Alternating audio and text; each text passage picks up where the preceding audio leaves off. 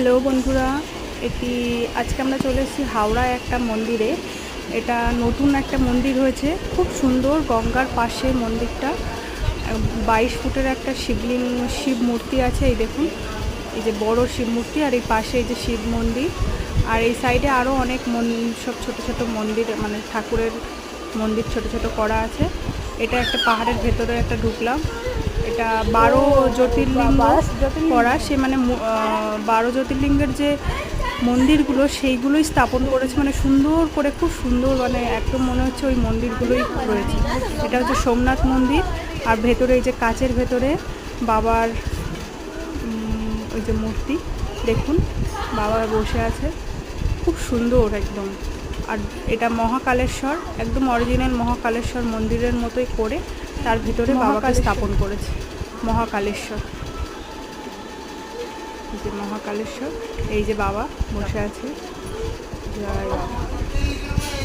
আপনারা চাইলে অবশ্যই এই মন্দিরটা একবার দর্শন করতে আসবেন, খুব সুন্দর। এটা মল্লিকার্জুন, এই যে মন্দির, মল্লিকার্জুন মন্দির, এই যে মল্লিকার্জুন, অন্ধ্রপ্রদেশের মন্দিরটা। সাইডে দেওয়াও আছে কোথাকার কি, কোথায় স্থাপন, সব ডিটেলস দেওয়া আছে। এই যে বাবা বসে আছেন। এটা হচ্ছে কেদারনাথ মন্দির, খুব সুন্দর, একদম অরিজিনাল করে, মানে এত সুন্দর আর্কিটেকচার বানিয়েছে, মনে হচ্ছে যেন অরিজিনাল একদম। যে বাবা কাচের ভেতরে, এখানে কিন্তু এটা কোনো পুজো টুজো করা যায় না, এটা শুধুমাত্র দর্শনের জন্য। এটা ত্রয়ম্বকেশ্বর মন্দির, ত্রয়ম্বকেশ্বরের মন্দির, আর তার ভেতরে বাবা।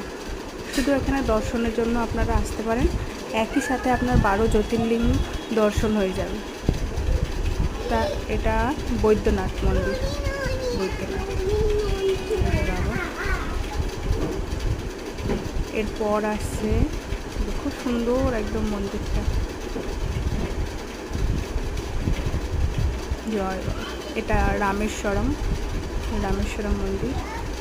দেখুন, আপনারা কারা কারা কোন জ্যোতির্লিঙ্গ আপাতত দর্শন করেছেন জানাবেন অবশ্যই। অরিজিনাল যে যে দর্শন করেছেন সেগুলো বলবেন, আর পারলে এই মন্দিরটা অবশ্যই আপনারা একবার দর্শন করতে যাবেন। খুব সুন্দর মন্দিরটা, নতুন হয়েছে, নয়া মন্দির বলে।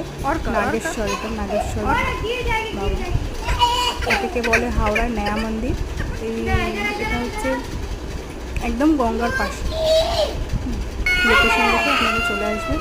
এটা ভীমাশঙ্কর, দেখুন ভীমাশঙ্কর মন্দির। আপনারা যদি যেয়ে থাকেন তো বলবেন যে আসল মন্দিরটা এরকম কিনা। আসলে আমি জ্যোতির্লিঙ্গ এখনও